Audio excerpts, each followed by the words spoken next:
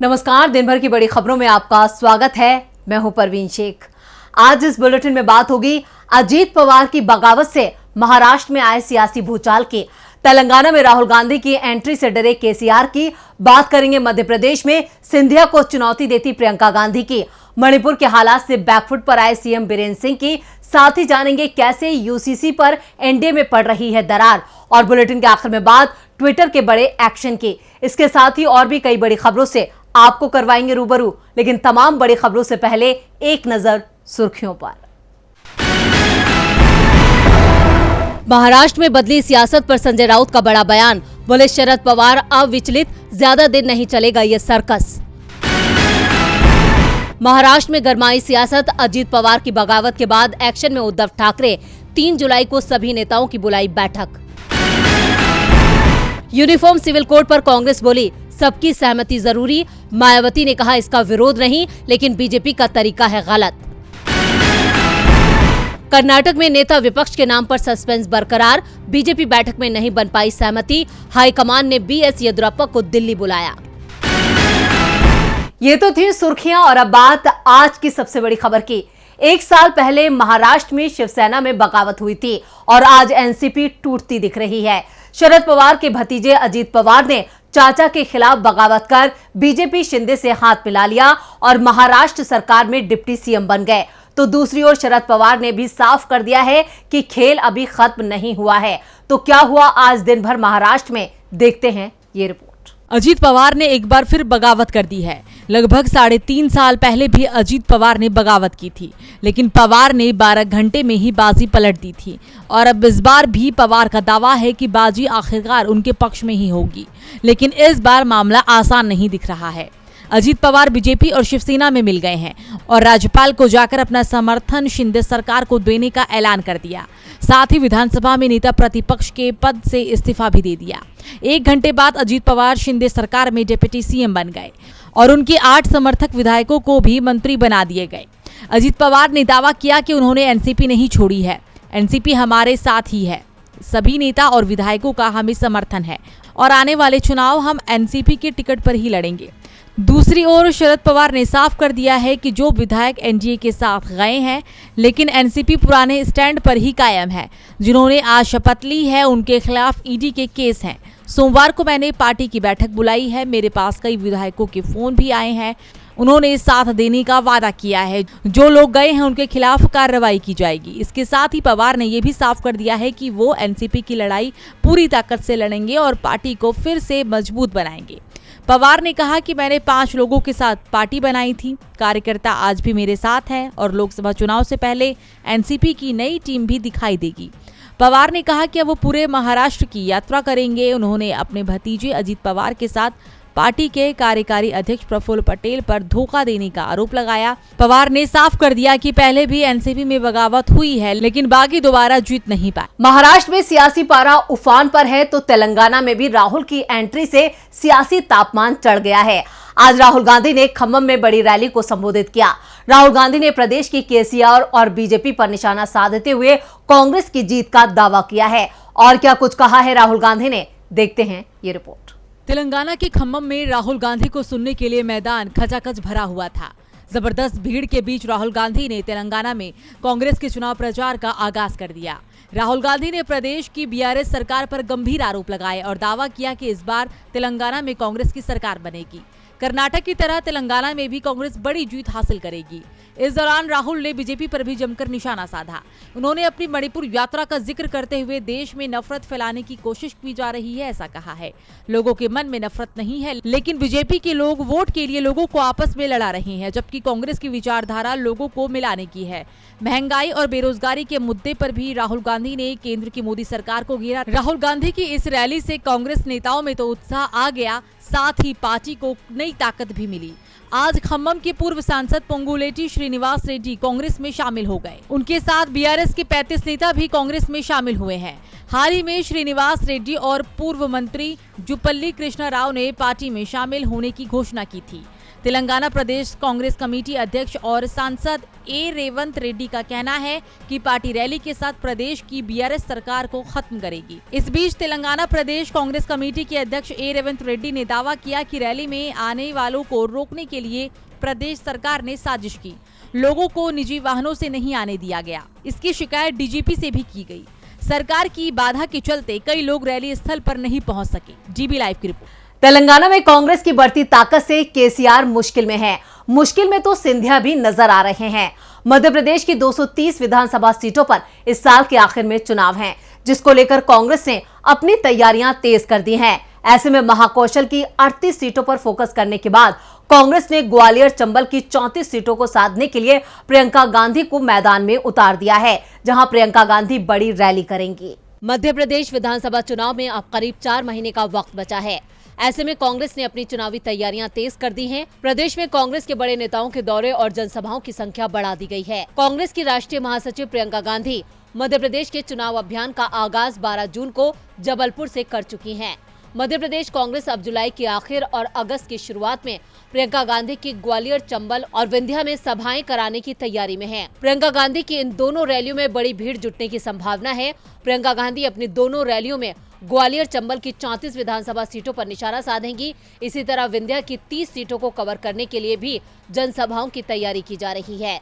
कमलनाथ जल्द ही इसको लेकर दौरे करेंगे और जिला अध्यक्षों को भोपाल बुलाकर सभाओं में ज्यादा से ज्यादा लोगों की मौजूदगी सुनिश्चित करने को कहा गया है। इधर कांग्रेस की चुनावी तैयारियों को लेकर पॉलिटिकल अफेयर्स कमेटी की मीटिंग 4 जुलाई को होने वाली है। इस कमेटी में कमलनाथ, दिग्विजय सिंह, सुरेश पचौरी समेत प्रदेश के अन्य बड़े नेता शामिल हैं। प्रियंका गांधी ने 12 जून को मध्य प्रदेश की संस्कारधानी के रूप में मशहूर जबलपुर से कांग्रेस के चुनाव अभियान का आगाज किया था। वहां आयोजित जनसभा में प्रियंका ने प्रदेश के लोगों के लिए कांग्रेस की सरकार बनने पर 5 गारंटियां देने का वादा किया था, जिनमें नारी सम्मान योजना के तहत महिलाओं को 1500 रुपए हर महीने देने की गारंटी, 500 रुपए में रसोई गैस का सिलेंडर, 100 यूनिट तक बिजली माफ, 200 यूनिट तक बिजली हाफ, सरकारी कर्मचारियों के लिए पुरानी पेंशन स्कीम लागू करने और किसानों के कर्जे माफ करने का ऐलान किया था। अब प्रियंका गांधी सिंधिया के गढ़ में गरजने वाली हैं, जिसे सिंधिया के लिए बड़ी चुनौती माना जा रहा है। प्रियंका गांधी एमपी चुनाव में सिंधिया को सीधे चुनौती देती नजर आ रही हैं। मणिपुर के हालात भी बीजेपी सरकार के लिए बड़ी चुनौती पेश कर रहे हैं। पिछले 2 महीने से राज्य में जातीय संघर्ष रुकने का नाम नहीं ले रहा है। इस बीच सीएम का बयान भी सुर्खियों में बना हुआ है। तो क्या कह गए सीएम बीरेंद्र सिंह, देखते हैं ये रिपोर्ट। मणिपुर में राज्य की बीजेपी सरकार राज्य में जारी जातीय संघर्ष को रोकने में पूरी तरह से नाकाम साबित हुई है।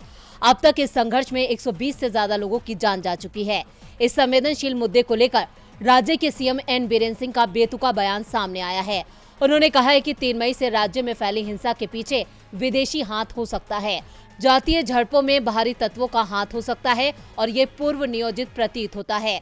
तो वहीं बीजेपी और राज्य के सीएम पर निशाना साधते हुए संजय राउत ने कहा, मणिपुर हिंसा में चीन का हाथ है। चीन मणिपुर में घुस गया है, उस पर हमला करना चाहिए। सीएम एन बीरेंद्र सिंह को इस्तीफा दे देना चाहिए। राज्य की स्थिति को देखते हुए विपक्ष सरकार पर हमलावर है। पीएम मोदी ने अभी तक प्रदेश के हालात पर अपनी चुप्पी नहीं तोड़ी है और न ही मणिपुर जाने की जहमत उठाई है। लेकिन राहुल गांधी ने राज्य का दौरा कर बीजेपी को बैकफुट पर ला दिया है। राहुल गांधी 29 और 30 जून को प्रदेश के दौरे पर थे, जिसकी तारीफ बीजेपी की मणिपुर प्रदेश अध्यक्ष आदिमयूम शारदा देवी ने की। इस दौरान उन्होंने कहा कि मैं राहुल गांधी की यात्रा की सराहना करती हूं, लेकिन हर राजनेता और अन्य का ध्यान संकट को सुलझाने और शांति वापस लाने पर होना चाहिए। पूर्वोत्तर राज्य मणिपुर में अब भी हालात ठीक नहीं हैं। इस कड़ी में एक बार फिर देर रात खबर आई कि बिष्णुपुर जिले में फायरिंग में 3 मैतेई वॉलंटियर्स की जान चली गई। राज्य सरकार ने अभी तक इंटरनेट पर प्रतिबंध लगाया हुआ है, लेकिन तमाम कोशिशों के बावजूद हालात जस के तस बने हुए हैं। मणिपुर को लेकर बीजेपी सरकार विफल है तो यूसीसी को लेकर भी बीजेपी फंसती नजर आ रही है। पीएम मोदी की तरफ से यूनिफॉर्म सिविल कोड की वकालत किए जाने के बाद देश भर में इस पर चर्चा शुरू हो गई है। इस मुद्दे पर अब बीजेपी की अगुवाई वाले एनडीए गठबंधन में दरार नजर आ रही है। क्या है पूरी खबर, देखते हैं ये रिपोर्ट। यूसीसी के पक्ष में बयान देकर पीएम मोदी ने देश में एक नई बहस छेड़ दी है, लेकिन इस मसले पर अब बीजेपी गठबंधन में ही दो फाड़ नजर आ रहा है। खबरों के मुताबिक पूर्वोत्तर में एनडीए के सहयोगी दलों का कहना है कि यूसीसी की वजह से लोगों की आजादी और उनके अधिकारों पर अंकुश लगेगा। पूर्वोत्तर के राज्यों में 200 से ज्यादा जनजातियां रहती हैं। इन जनजातियों का अपना कल्चर है और उसी के हिसाब से जीवन यापन करती हैं। भारत की 12% से ज्यादा जनजातीय आबादी पूर्व उत्तर में रहती है। पूर्व उत्तर राज्य मेघालय के सीएम और बीजेपी के सहयोगी नेशनल पीपल्स पार्टी के मुखिया कोनराड संगमा ने यूनिफॉर्म सिविल कोड का विरोध करते हुए इसे भारत के वास्तविक विचार के खिलाफ बताया।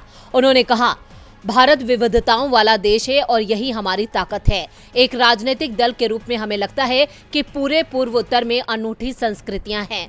हम चाहते हैं ये संस्कृतियां बनी रहें और इन्हें छुआ ना जाए। वहीं नागालैंड में बीजेपी की सहयोगी नेशनलिस्ट डेमोक्रेटिक प्रोग्रेसिव पार्टी ने शनिवार को ही यूसीसी को लेकर अपना विरोध जता दिया था। पार्टी ने कहा कि यूसीसी को लागू करने से अल्पसंख्यक समुदाय और आदिवासियों की स्वतंत्रता और उनके अधिकारों पर नकारात्मक असर पड़ेगा। पार्टी की ओर से 29 जून को लॉ कमीशन की पब्लिक नोटिस का भी जवाब दिया गया, जो यूसीसी को लेकर जारी किया गया था। पार्टी की तरफ से जारी खत में कहा गया, फ्रीडम हमारे संविधान का बेसिक हिस्सा है और इसके साथ कभी छेड़छाड़ नहीं होनी चाहिए। एनडीपीपी एक विचारधारा वाली पार्टी है जो सभी के अधिकारों और ट्रेडिशन पर विश्वास रखती है। हम यूसीसी के लागू किए जाने के खिलाफ हैं। दरअसल हाल ही में पीएम मोदी ने मध्य प्रदेश की राजधानी भोपाल में एक सभा को संबोधित करते हुए यूनिफॉर्म सिविल कोड का मुद्दा उठाया। पीएम मोदी ने कहा कि कुछ लोग वोट बैंक के चक्कर में इसका विरोध कर रहे हैं। पीएम ने दुनिया भर के बाकी देशों का हवाला देते हुए पूछा था, क्या एक परिवार में 2 नियम हो सकते हैं? पीएम ने आगे कहा कि देश के कुछ राजनीतिक दल मुसलमान भाइयों और बहनों को भड़का रहे हैं, लेकिन अब तो यूसीसी को लेकर एनडीए में ही दरार पड़ती नजर आ रही है। अब इस पर पीएम मोदी क्या कहेंगे? यूसीसी का मुद्दा बीजेपी के लिए मुश्किलें खड़ी कर सकता है, तो राजस्थान में बीजेपी ने अपनी मुश्किलों को कम करने के लिए वसुंधरा राजे को साधने की कोशिशें शुरू कर दी हैं। लोकसभा चुनाव से पहले राजस्थान में विधानसभा चुनाव होने हैं और इस बार कांग्रेस इतिहास बदलने की तैयारी कर रही है, तो बीजेपी को उम्मीद है कि राज्य में 3 दशक से चला आ रहा रिवाज कायम रहेगा और इसके लिए बीजेपी अब वसुंधरा राजे सिंधिया की शरण में है। राजस्थान में बीजेपी अध्यक्ष बनने के करीब 3 महीने बाद सीपी जोशी ने अपनी नई टीम का ऐलान कर दिया है। 29 लोगों की इस टीम में 20 नए चेहरों को शामिल किया गया है। वहीं पुरानी टीम के 9 लोगों को नई टीम में भी बरकरार रखा गया है। इसमें 2 लोगों को प्रमोट भी किया गया है, जबकि 15 पुराने लोगों की छुट्टी कर दी गई है। सीपी जोशी की नई टीम के साथ ही साफ हो गया कि बीजेपी को अब एहसास हो गया है कि पीएम मोदी के नाम पर अब पार्टी राजस्थान में नहीं जीत पाएगी। इसलिए वसुंधरा राजे सिंधिया को साधने की कोशिश तेज हो गई है। पूर्व अध्यक्ष सतीश पूनिया की टीम में वसुंधरा विरोधियों की संख्या सबसे ज्यादा थी, तो सीपी जोशी ने वसुंधरा विरोधी नेताओं को पूरी तरह से किनारे कर दिया है। खासतौर पर नई टीम में वसुंधरा के खिलाफ लगातार बोलने वाले कोटा के रामगंज मंडी से विधायक मदन दिलावर को महामंत्री पद से हटा दिया गया। वसुंधरा राजे सिंधिया भी कोटा संभाग से ही आती हैं। ऐसे में कहा जा रहा है कि मदन दिलावर को हटाकर वसुंधरा की नाराजगी को दूर करने की कोशिश की जा रही है। इससे पहले उदयपुर में हुई बीजेपी की रैली में गृहमंत्री अमित शाह ने वसुंधरा राजे सिंधिया के कार्यकाल की तारीफ की थी। अचानक बीजेपी हाईकमान के बदले रुख के बाद साफ हो गया है कि राजस्थान में बीजेपी को पीएम मोदी के नाम पर चुनाव जीतने का भरोसा नहीं दिख रहा है। इसलिए पार्टी वसुंधरा के दबाव में दिखाई दे रही है। और बुलेटिन के आखिर में बात ट्विटर के एक्शन की। एलन मस्क ने जब से ट्विटर की कमान संभाली है, तब से शायद ही कोई ऐसा दिन बीता हो कि ट्विटर से खबर ना आई हो। ट्विटर लगातार एक्शन में है और इस बार एलन मस्क बड़े खुलासे की वजह से सुर्खियों में है। क्या है पूरी खबर, देखते हैं ये रिपोर्ट। एलन मस्क ने 28 अक्टूबर 2022 को ट्विटर की कमान संभाली थी और तब से ही वो ट्विटर में कुछ ना कुछ बदलाव करते रहे हैं। वहीं अब कंपनी ने लाखों भारतीय यूजर्स के अकाउंट को बैन कर दिया है। बताया जा रहा है कि इन सभी अकाउंट्स पर बाल शोषण और आतंकवाद से जुड़े नियमों का उल्लंघन करने का आरोप लगा था। कंपनी के मुताबिक 26 अप्रैल से 25 मई के बीच में भारत में 11,32,228 अकाउंट्स पर प्रतिबंध लगा दिया गया है। इन सभी अकाउंट्स पर गाइडलाइंस के खिलाफ हेट स्पीच, मानहानि के साथ साथ सेंसिटिविटी एडल्ट कंटेंट को बढ़ावा देने का आरोप लगा था। इसके साथ ही कई अकाउंट्स को देश में आतंकवाद को बढ़ावा देने के लिए बैन किया गया। कंपनी ने कहा है कि उसे अप्रैल मई महीने में भारतीय यूजर से करीब 518 शिकायतें मिली थी। कंपनी ने 90 उन शिकायतों पर भी कार्रवाई की जो निलंबन के खिलाफ अपील कर रहे थे। ट्विटर के पास जो शिकायतें पहुंची थी उनमें से अधिकांश मामले दुर्व्यवहार, उत्पीड़न, संवेदनशील एडल्ट कंटेंट और मानहानि के थे। नए आईटी नियम 2021 के मुताबिक 5 मिलियन से ज्यादा यूजर्स वाले डिजिटल और सोशल मीडिया प्लेटफॉर्म को मासिक रिपोर्ट पेश करनी होगी। साथ ही ट्विटर ने यह भी कहा कि वो ऐसे अकाउंट्स पर नजर रखेगी जो नियमों का पालन नहीं करते। माइक्रो ब्लॉगिंग प्लेटफॉर्म में नफरत फैलाने वाले अकाउंट्स पर तुरंत एक्शन लिया जाएगा। तो आज इस बुलेटिन में इतना ही। देखते रहिए डीबी लाइव। नमस्कार।